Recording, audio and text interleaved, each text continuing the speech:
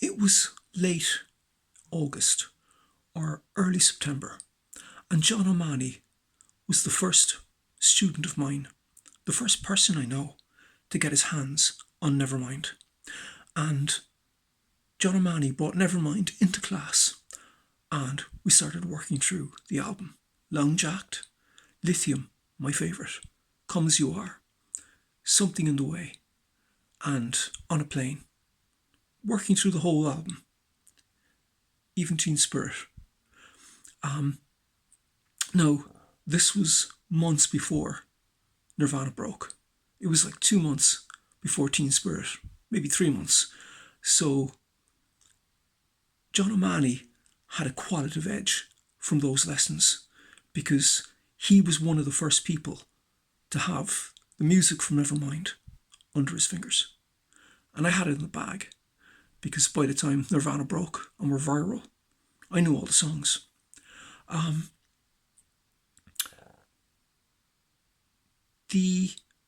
Around the same time, James, the brother of John, who was the bass player with Cillian Murphy. James is one of the best multi-instrumentalists I know. Incredible musician.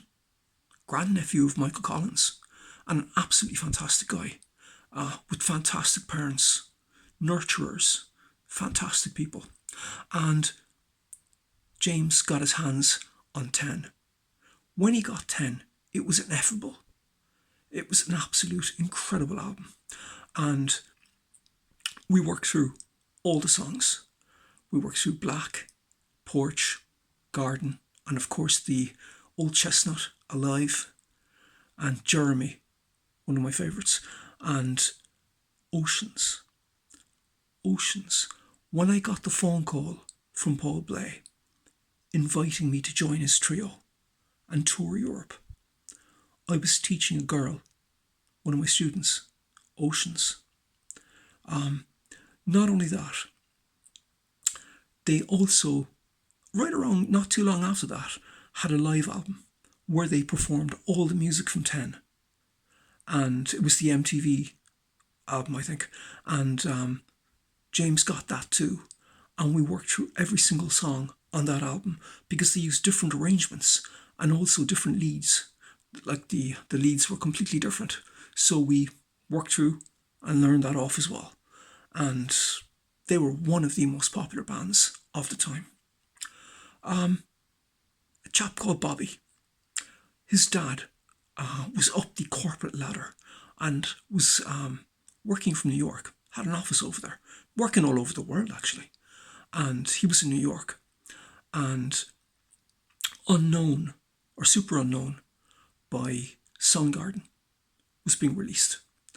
And Bobby's dad's secretary was dispatched over to get a copy. So basically, she queued up, got one of the first copies of Super Unknown.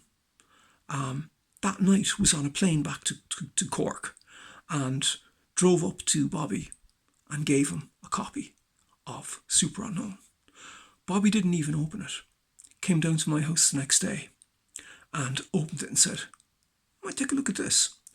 And it was one of the most profound listening experiences and teaching experiences I've ever had. Working on Spoon Man, The Day I Tried to Live, Fell on Black Days, and Black Hole Sun. It was absolutely just incredible stuff. And, for Bobby, a guy who's kind of phlegmatic and laconic, lovely guy, very, very, very nice guy. But he was actually completely enthralled by Soundgarden, as I was. Do I have any intersections? Yeah. John O'Mahony, the first man that I knew that had Nevermind, the first student I taught the music from Nevermind to, the first student to get it under his fingers, ended up being the right-hand man and protege of Andy Wallace. And Andy Wallace mixed Nevermind. Matt Cameron played on Super Unknown. He was the Soundgarden drummer. And indeed, he's the longest serving Pearl Jam drummer. And I have a friend called Wayne Horvitz. I've played with Wayne. I've toured with Wayne. I recorded with Wayne. He's on my album Flux. Incredible musician. Incredible guy. Lovely guy. And Wayne is in a band with Matt Cameron, going back several years. And also with Wayne, we played a concert in this venue. And obviously Wayne played grand piano. And that piano was donated to the venue by Soundgarden. Thank you very much for listening.